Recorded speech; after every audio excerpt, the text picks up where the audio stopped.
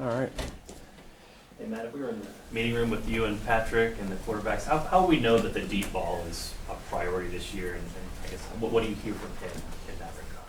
I think it's for sure the mindset. It started not just right now, but it started in OTAs, and for him, it's when you start looking at just whether it's a progression. I'll use for example, if there's something where there's a post over the top, or if there's something as simple as a guy in the flat with an intermediate route. It's the mindset of, being able to know you might not throw the post, but you're going to start there. And it's always been that way, but I think the repetitive nature of where we're at, it's important. And he's had that. I mean, since OTAs, we talk internally. We have some reminders for him.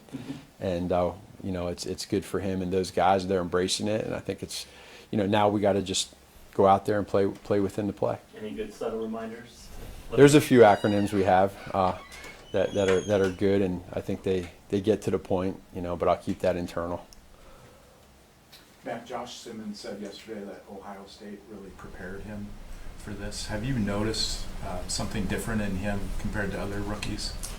I'd say the biggest thing with Josh is to that point is when you're playing in front of, that many people at that big of a game every week. And his O-line coach that he had, Coach Fry, did a heck of a job with him. He's really prepped him well and coming into this role. And so I think now it's on Josh to be able to take that and make mistakes, but then not make the same mistake twice. There's a mentality to that, and he's been really good with that. Preseason has been great for him.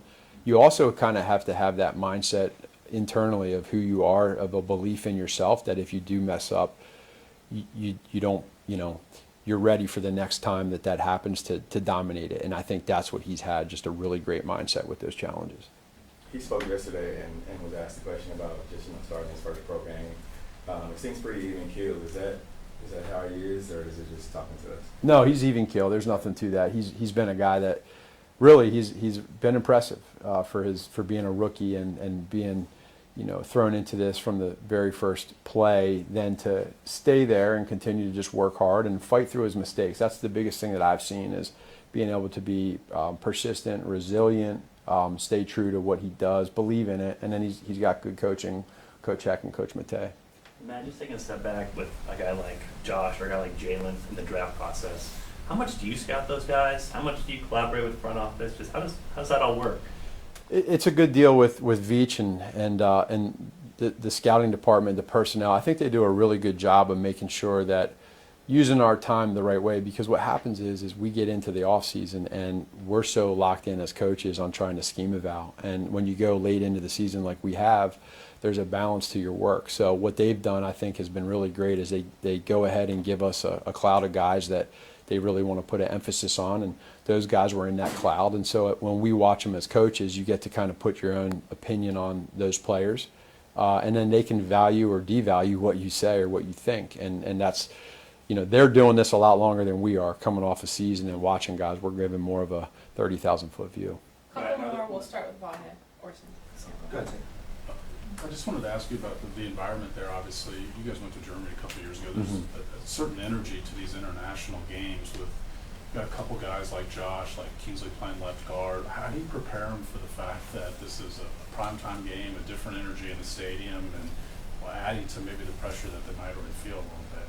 Just prepping them as much as you can on the front end, and then you can't really simulate it.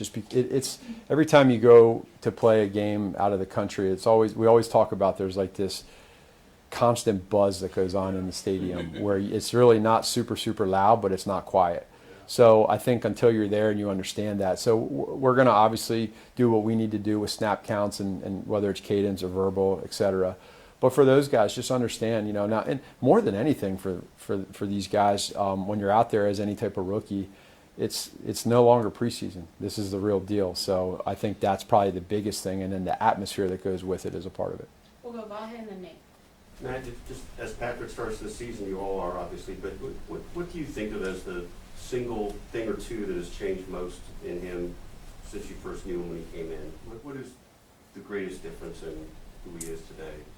Probably his consistent drive to be great. And when I say that, it sounds pretty easy to say, but when you do the things that he has done early in his career and he comes back the next year and wants to do more, and work harder and be a greater leader.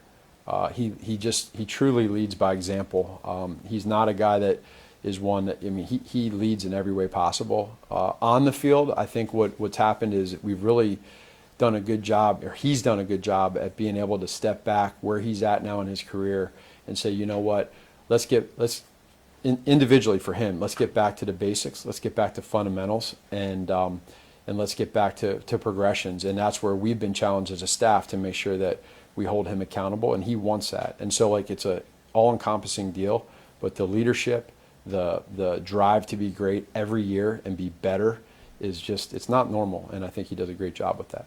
Last one, Nate. I'm not sure if anybody asked you this earlier, but Pacheco had a full off season.